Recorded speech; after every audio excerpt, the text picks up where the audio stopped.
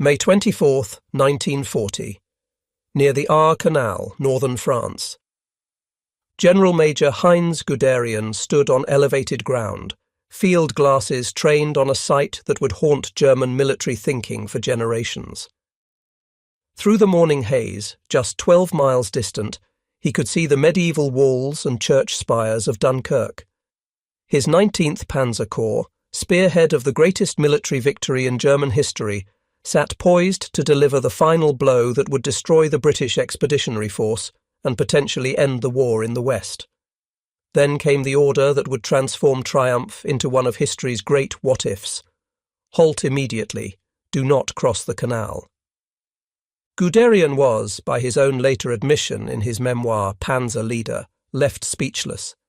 He would call this moment having the most disastrous influence on the whole future course of the war.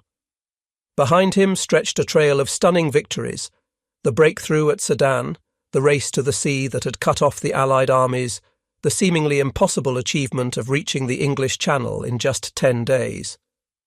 Ahead lay approximately 400,000 Allied soldiers trapped against the sea, apparently helpless.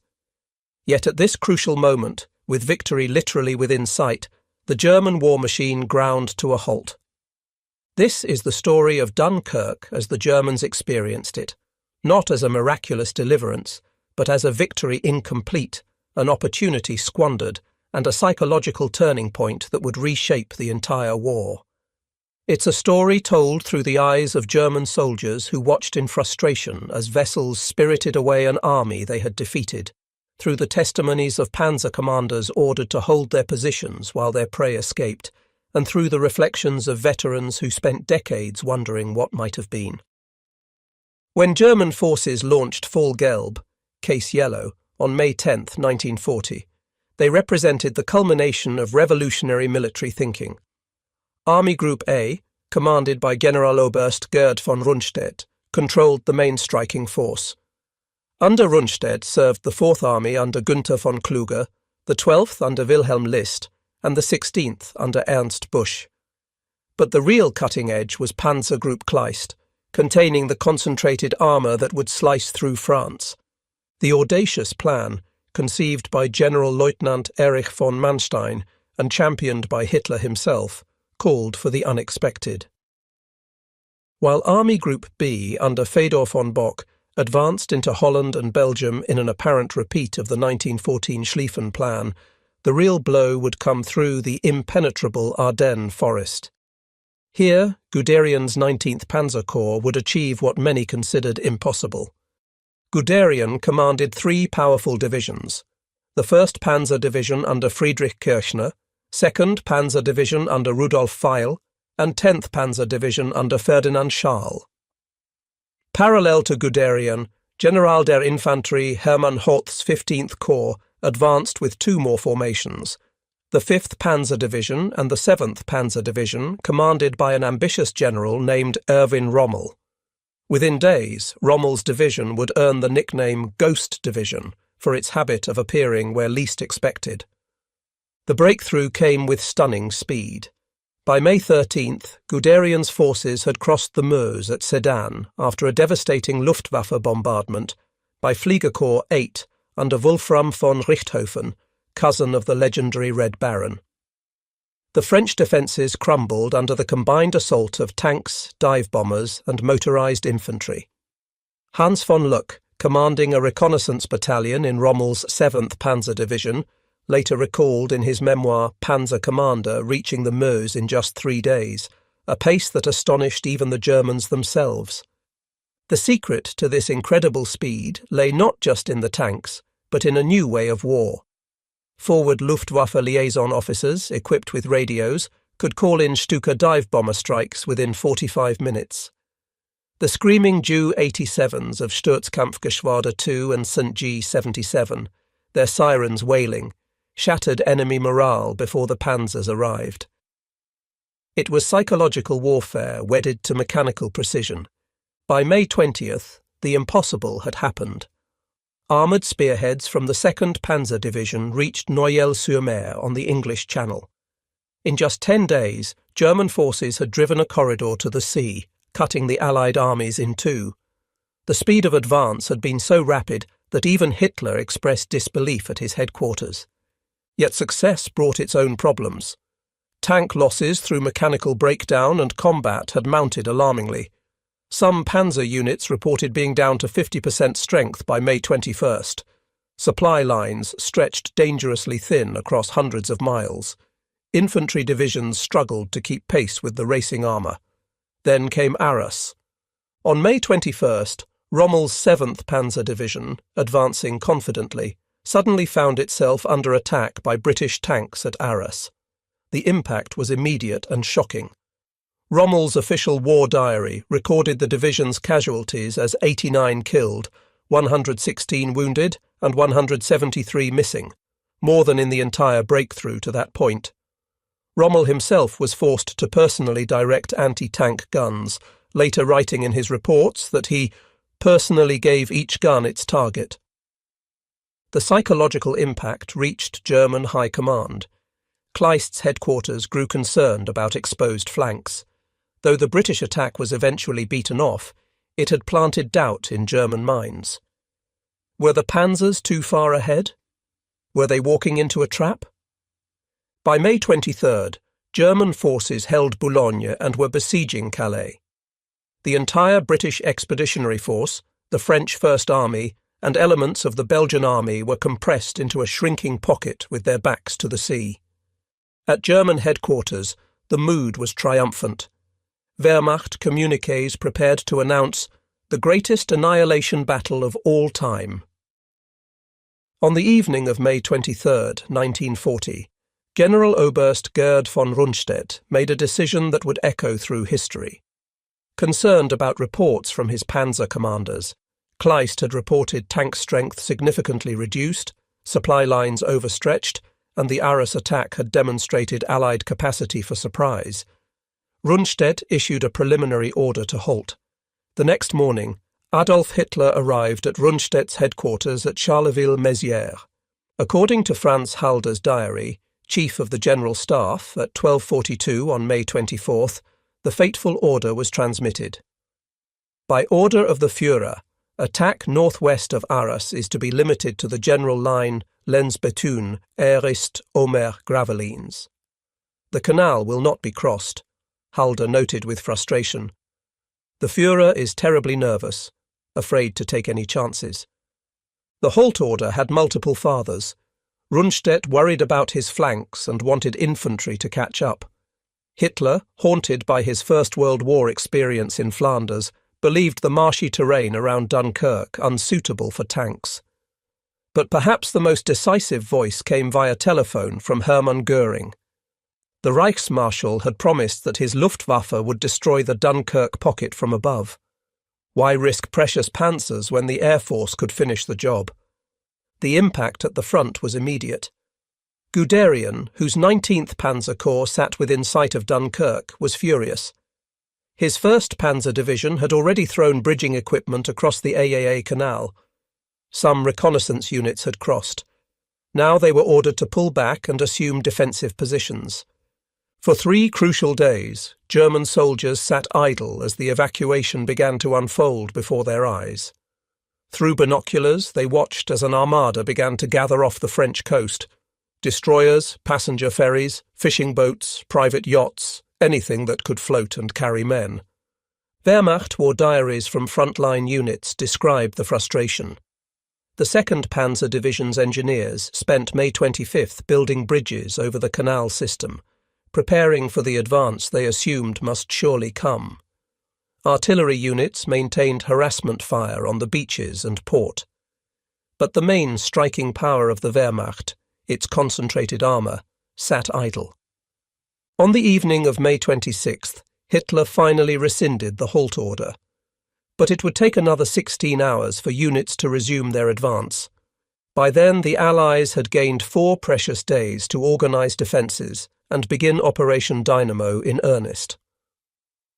When German forces finally moved forward on May 27th, they found organised resistance instead of the chaos they had expected.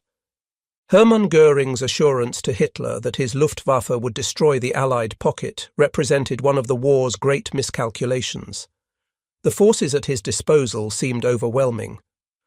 Luftflotte 2 under General Feldmarschall Albert Kesselring and Luftflotte 3 under Hugo Sperle, with Fliegerkorps 8 commanded by Wolfram von Richthofen containing the Stuka dive bombers. In total, over 300 bombers and 550 fighters stood ready.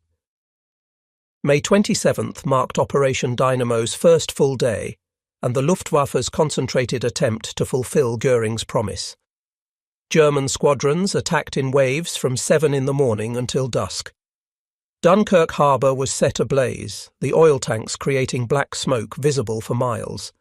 Yet the Fliegerkorps 2 war diary would record unexpected resistance from RAF Fighter Command. Spitfires and Hurricanes operating from southern England engaged German formations. The Luftwaffe lost 23 aircraft that first day alone. Among the losses were experienced crews that could not easily be replaced. The fundamental problem was endurance. The Messerschmitt Bf 109E, operating from Belgian bases, had barely 10 minutes over Dunkirk before fuel concerns forced them home. The Stukas, so devastating when protected, proved vulnerable to modern fighters when their escorts departed. Weather proved equally challenging. Of the 9 evacuation days, only 2.5 provided good flying conditions. On May 28th, clouds and smoke from burning oil obscured targets. Kesselring protested to Göring that crews were exhausted after 2 weeks of intensive operations. The Luftwaffe's greatest success came on June 1st, when clearing weather allowed maximum effort. 4 destroyers were sunk along with other vessels. Yet by then, most of the BEF had already escaped. Despite flying 1,882 bombing and 1,997 fighter sorties, the Luftwaffe had failed to prevent the evacuation. German pilot Joachim Müncheberg of Jagdgeschwader 26 flew escort missions throughout the evacuation. His combat reports note claiming 5 Spitfires, including 4 on May 31st alone, earning him the Iron Cross First Class. Yet even this ace noted the intensity of British resistance and the challenges of operating at maximum range. When German ground forces resumed their advance on May 27th, they encountered transformed defences. The British had used their respite to establish a formidable perimeter along the canal lines. French forces, particularly the First Army, had begun a last stand that would tie down German divisions desperately needed elsewhere. The German 18th Corps War Diary describes the 56th Infantry Division advancing through flooded ground toward the Dunkirk perimeter, suffering heavy casualties from prepared British positions. The division became combat ineffective and had to be withdrawn. Robert Kershaw's research in Dunkirk in 1940 reveals there was virtually no plan to reduce the pocket. Units attacked piecemeal, without coordination. Only 5 of 10 German divisions surrounding Dunkirk could operate effectively from dry ground due to flooding. The siege of Lille proved particularly costly. 7 German divisions became embroiled in a 4-day battle against 40,000 French defenders. The garrison finally surrendered on May 31st, but their sacrifice had tied down forces that might have made the difference at Dunkirk. General Weger, commanding German forces at Lille, noted in his after-action report that French resistance exceeded all expectations. German artillery observers documented extraordinary scenes on the beaches. Wehrmacht records describe long lines of men stretching from the dunes into the water, maintaining discipline even under fire. The variety of vessels particularly struck observers, everything from Royal Navy destroyers to Thames pleasure steamers, from fishing trawlers to private yachts. One divisional war diary noted, "The enemy maintains remarkable order during evacuation. Small craft shuttle continuously between beach and larger vessels despite our artillery fire. The spontaneous mobilization of civilian vessels was completely unexpected by German military planners. General Ritter von Thoma, whose tanks sat immobilized by orders and terrain, later testified he could see directly into Dunkirk through field glasses, watching British rearguard units conduct textbook fighting withdrawals. The professionalism of these supposedly defeated troops contradicted German propaganda about democratic armies. German soldiers' letters preserved in the Bundesarchive reveal complex reactions to Dunkirk. Initial confidence about imminent British surrender gradually gave way to uncertainty as Britain continued fighting. The masses of abandoned equipment, 2,472 guns, 84,427 vehicles, 657,566 tons of stores, according to Wehrmacht tallies, seemed to confirm the BEF's destruction as a fighting force. Yet Wehrmacht intelligence reports noted growing unease among troops. If defeated armies could escape so successfully, what might defending ones achieve? The psychological impact was particularly acute among units that had suffered unexpected casualties against British rearguards. The SS Totenkopf Division's massacre of British prisoners at Le Paradis on May 27th and Wormhout on May 28th reflected breakdown of discipline when faced with fiercer resistance than expected. These war crimes, documented in post-war trials, revealed the psychological strain on poorly trained units.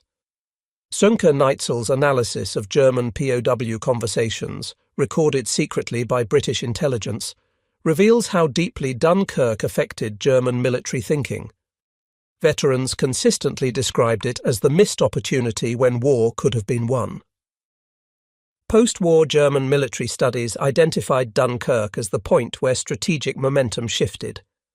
While Germany would achieve more victories, the opportunity for quick triumph had passed. Every subsequent campaign would be fought with Britain actively opposing.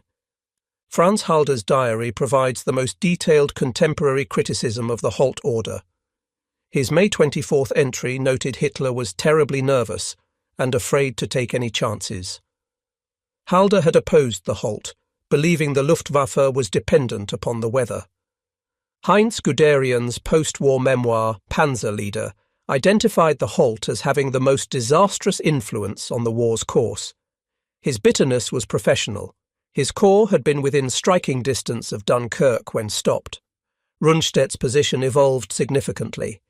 Initially supporting the Holt due to tank losses and overextended flanks, he later claimed it was entirely Hitler's decision. This claim, unsupported by contemporary evidence, became part of post-war mythology shifting blame to the dead Hitler. Hermann Göring never publicly admitted error, but the Luftwaffe's failure permanently damaged his standing. Internal Luftwaffe assessments highlighted fundamental problems: extreme range, weather dependency, and unexpected RAF effectiveness. Kesselring and Richthoven's after-action reports emphasized that their forces were exhausted after 2 weeks of intensive operations. The Luftwaffe lost between 156 and 240 aircraft during the evacuation, losses that would be felt during the Battle of Britain.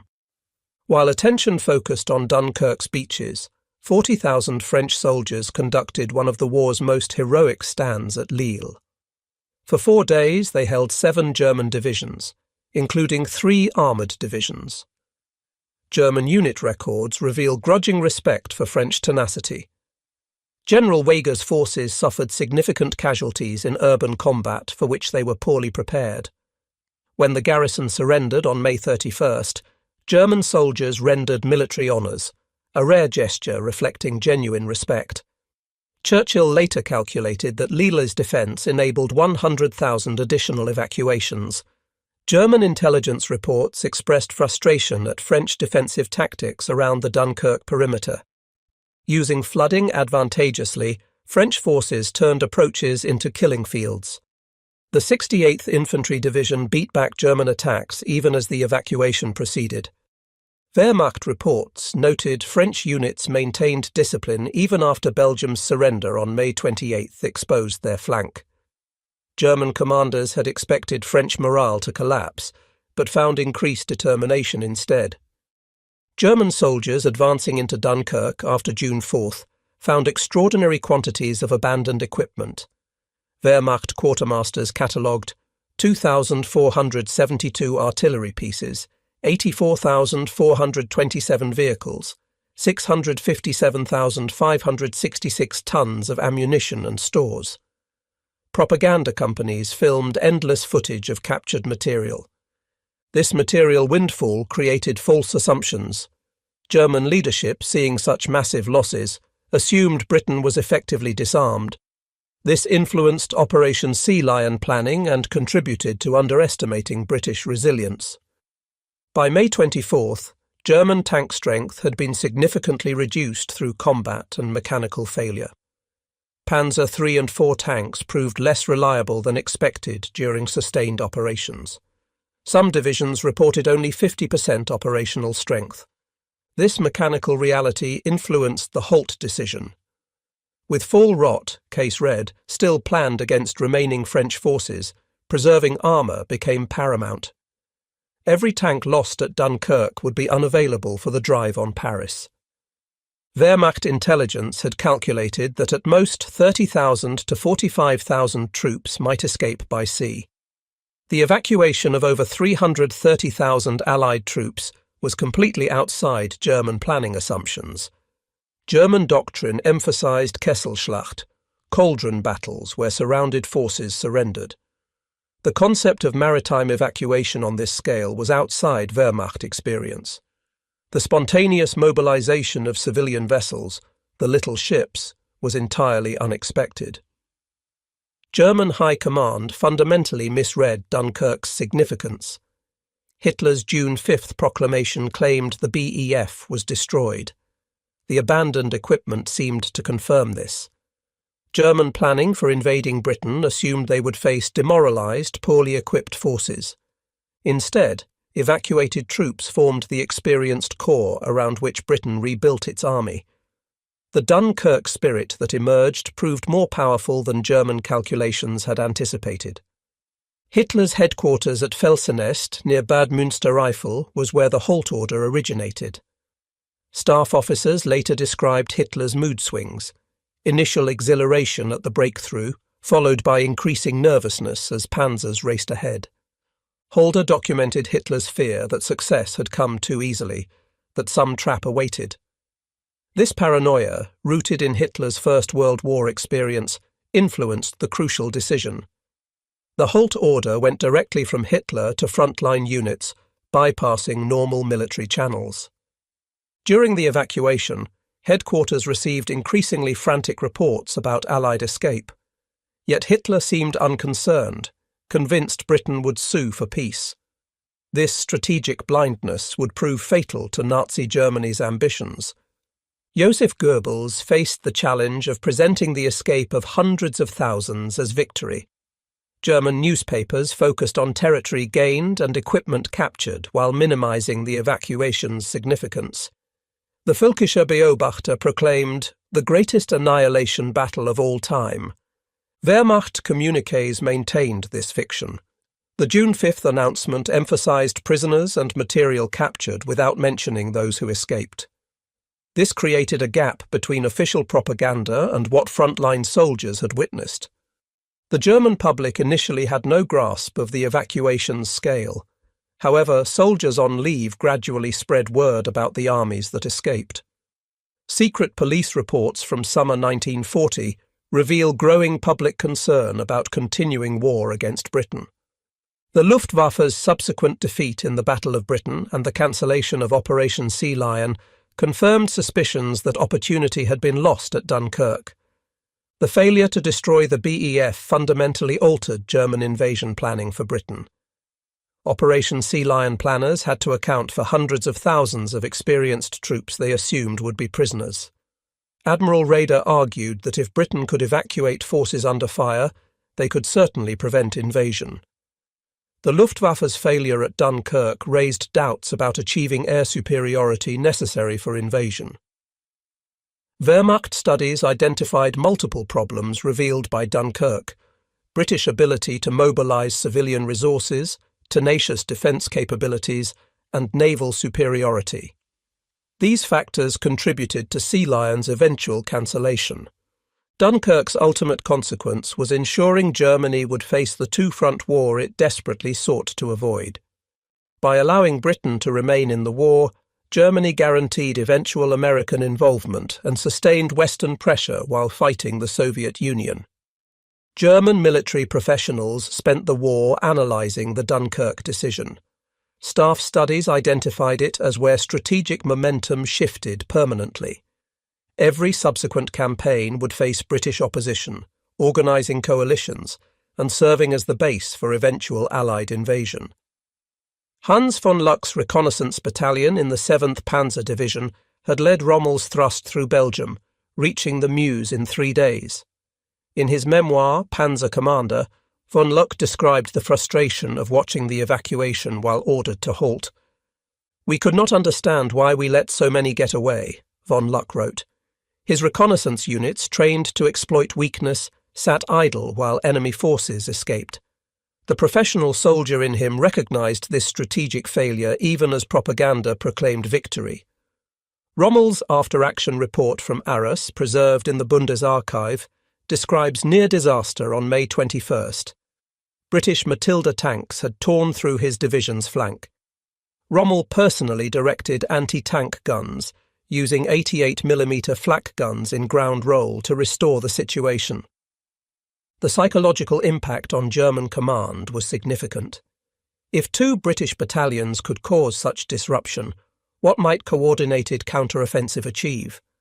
This fear contributed to the cautious halt order. Wehrmacht artillery observers documented the evacuation through their rangefinders. Unit war diaries describe beaches resembling disturbed anthills, with long queues maintaining discipline under fire. The variety of vessels, from warships to pleasure craft, demonstrated British improvisation capacity German planners hadn't anticipated.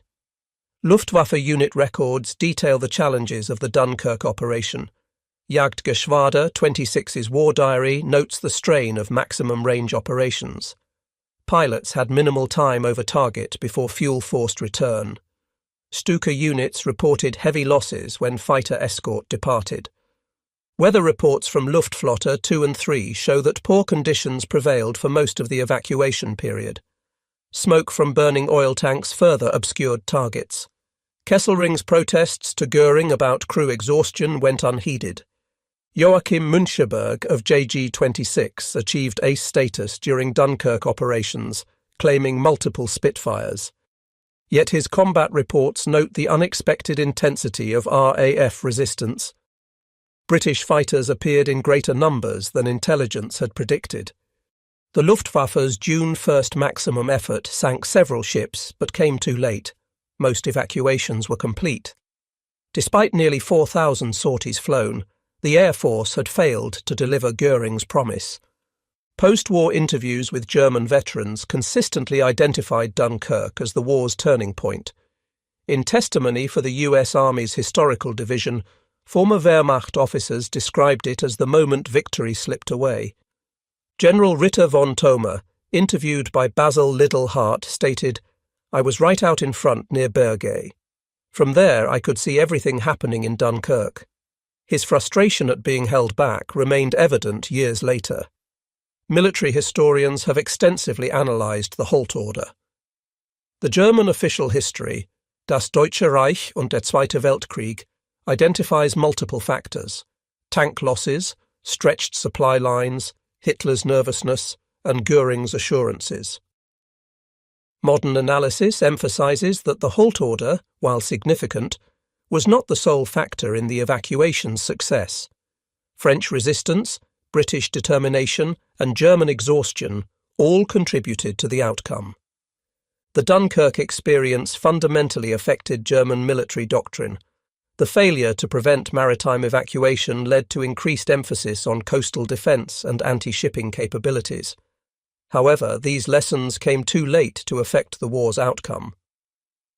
Wehrmacht staff studies from 1941 to 1945 repeatedly cited Dunkirk as demonstrating the danger of incomplete victory. The escape of defeated armies to fight another day challenged German concepts of decisive battle.